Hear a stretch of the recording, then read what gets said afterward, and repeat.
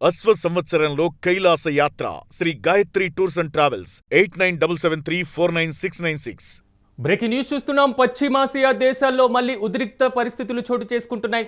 Iran పైన కదులుతున్నాయి America సైన్యం. ప్రధానంగా రంగంలోకి భారీగా యుద్ధ నౌకలు, పైలట్లు, జెట్లు కూడా చేరుకుంటున్నటువంటి పరిస్థితి. యుఎస్ఎస్ గెరాల్డ్ ఆఫ్ ది ఫోర్డ్ను ఇరాన్కు తరలించింది అమెరికా.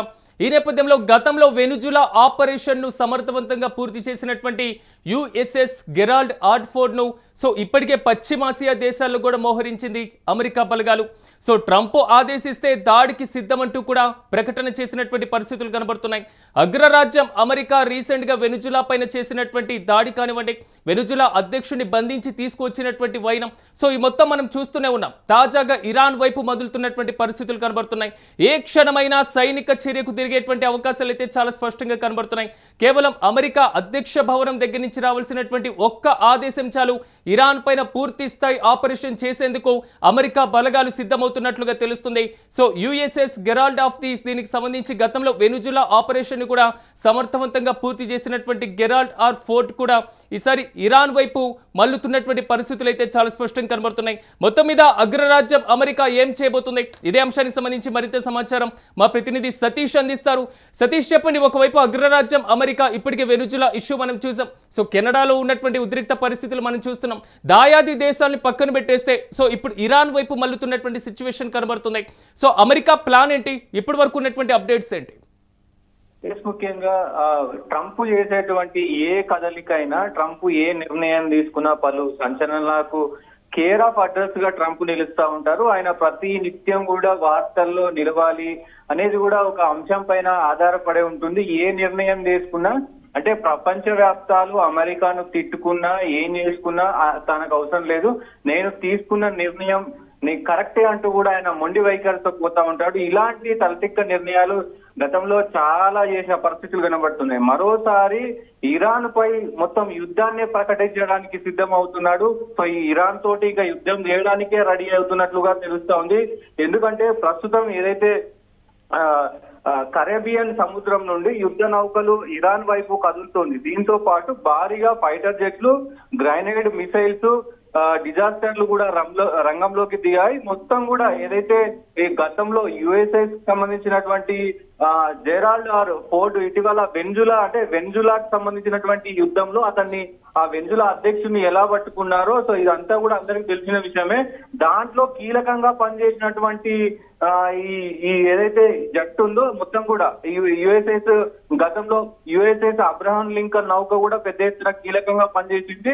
ఇప్పుడు ఏదైతే యుఎస్ఎస్ జెరాల్డ్ ఆర్ కూడా పోర్ట్ కూడా దీన్ని కూడా పంపిస్తా ఉన్నారు. ఇవన్నీ ఇప్పటికే ఇబ్రాహీం లింకన్ ని పంపించిన ఆ నౌక వెళ్ళింది. దాని తర్వాత ఈ నౌకను కూడా పంపించడం పెద్ద ఎత్తున ప్రస్తుతం చర్చనీయాంశంగా మారింది. దీనికి సంబంధించి ఇప్పటికే అధికార ప్రకటన కూడా చేశాడు. ఈ మొత్తం కూడా ఇది నిజంగా అటు ఇరాన్ వైపు మా అబ్రహీం లింకన్ నౌక ఆల్రెడీ వెళ్ళింది.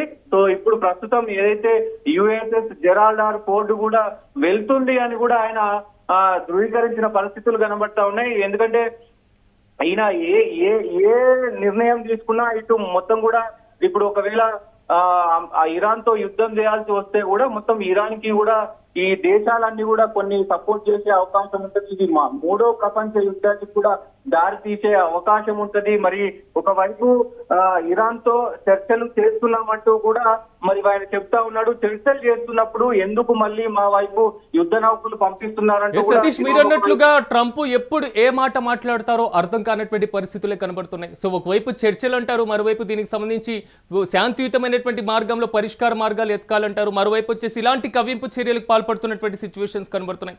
ఇరాన్ ప్రతిస్పందన ఏ విధంగా ఉండేటువంటి అవకాశం కనబడుతుంది?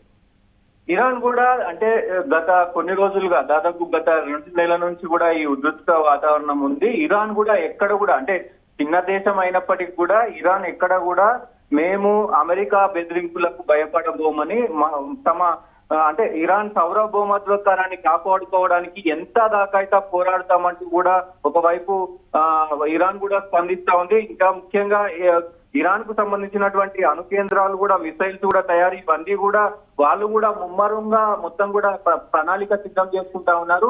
ఏ క్షణమైనా అమెరికా దాడి అయితే దాన్ని ఎలా ప్రతిఘటించాలి, ఎలా తిప్పికొట్టాలి అనే దానిపైన కూడా మొత్తం కూడా ఫోకస్ చేసిన పరిస్థితి కనబడతా ఉంది.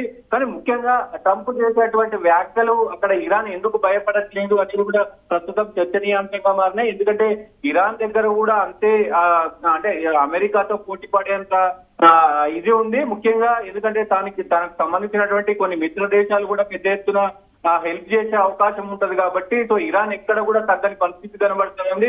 సో ఇప్పుడు ఈ ఇరాన్ వ్యాఖ్యలను ఇరాన్ స్టేట్మెంట్ ను చూసి కూడా ట్రంప్ కి కొంత అంటే కోపం వచ్చే పరిస్థితి అయితే కనబడతా ఉంది. ఎందుకంటే నా మాటను వినట్లేరు, నేను ట్రేడ్ డీల్ ఏదైతే ఈ యుద్ధానికి సంబంధించినటువంటి ఈ నౌకలకు సంబంధించినటువంటి డీల్ ఏదైతే ఉందో ఆ డీల్ ను ఎందుకు ఇరాన్ ఒప్పుకోవట్లేదు అంటూ కూడా ఆయన మండిపడుతున్న పరిస్థితులు కనబడుతున్నాయి.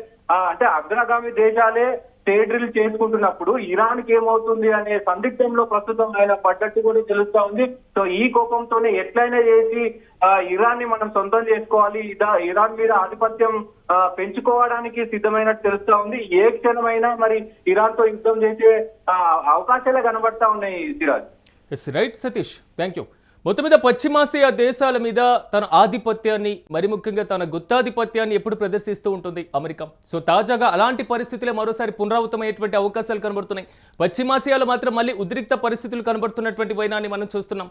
ఇరాన్ పైపుగా సో అమెరికాకు సంబంధించినటువంటి భారీగా సైన్యం కూడా కదులుతుంది. సో భారీ స్థాయిలో యుద్ధ నౌకలతో పాటుగా పైలట్ జెట్లు కూడా అక్కడికి చేరుకుంటున్నాయి.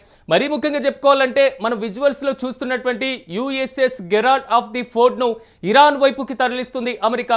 సో గతంలో వెనుజులా వైపు కూడా ఇదే రకమైనటువంటి ఆపరేషన్ ను చేపట్టినటువంటి పరిస్థితి. సో వెనుజులా అధ్యక్షుడిని బంధించడం, వెనుజులా అధ్యక్షుడిని పూర్తి స్థాయిలో అక్కడ అమెరికా కైవసం చేసుకునేటువంటి పరిస్థితుల వరకు వెళ్ళినప్పుడు దాంట్లో కూడా కీలక పాత్ర పోషించింది ఇదే USS Gerald of the Ford. So తాజాగా ఇది ఇరాన్ వైపు వెళ్తున్నటువంటి నేపథ్యంలో ఇరాన్తో ఒకవైపు శాంతి చర్చలు అంటూ ఉన్నారు, ఇరాన్తో ఒకవైపు పూర్తి స్థాయిలో మేము ఇంకా చర్చల దశలోనే ఉంది అనేది మాత్రం అగ్రరాజ్యం అమెరికా అధ్యక్షుడు చెప్తున్నటువంటి మాట.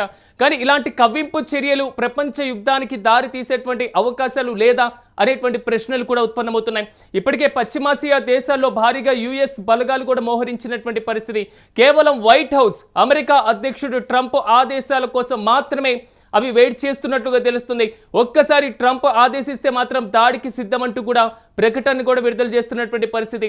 మరి దీని మీద ఇరాన్ ఏ విధంగా స్పందిస్తుంది? ఒకవేళ ఇరాన్ కూడా ప్రతిఘటిస్తే మూడో ప్రపంచ యుద్ధానికి దారి తీసేటువంటి అవకాశాలు లేవా అనేటువంటి ప్రశ్నలు కూడా అంతర్జాతీయ విశ్లేషకుల నుంచి వస్తున్నటువంటి మాట.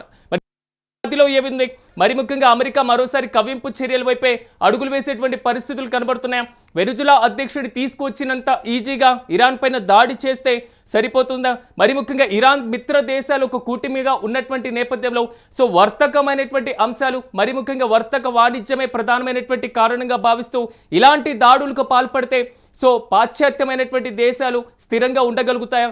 మరి ముఖ్యంగా అమెరికా దాని పక్కనే ఉన్నటువంటి దాయాది దేశాల మీద చూపించినటువంటి గుత్తాధిపత్యం ప్రపంచం మొత్తం మీద ఉన్నటువంటి దేశాల మీద చూపించాలి అనుకుంటే అది సార్థకం అవుతుందా అనేటువంటి ఇలాంటి వాదనలు బలంగా వినబడుతున్నాయి. సో అమెరికా నెక్స్ట్ స్టెప్ ఏం తీసుకుంటుంది, ఎలాంటి చర్యలతో ముందుకు వెళ్తుంది, ఇరాన్తో ఉన్నటువంటి శాంతిపరమైనటువంటి చర్చల వైపే అడుగులు వేస్తుందా, లేదా ఒకవేళ ఇలాంటి దాడులకు దిగితే ప్రపంచ శాంతి ఏమవుతుంది, మరి ముఖ్యంగా ఐక్యరాజ్య సమితి ఎలాంటి పాత్ర పోషించబోతుంది, ఇలాంటి అనేక ప్రశ్నలు కూడా ఉత్పన్నమవుతున్నటువంటి పరిస్థితులు అయితే కనబడుతున్నాయి. ప్రస్తుతం అయితే మాత్రం పశ్చిమాసియా దేశాల్లో మాత్రం ఉద్రిక్త పరిస్థితులు కనబడుతున్నాయి.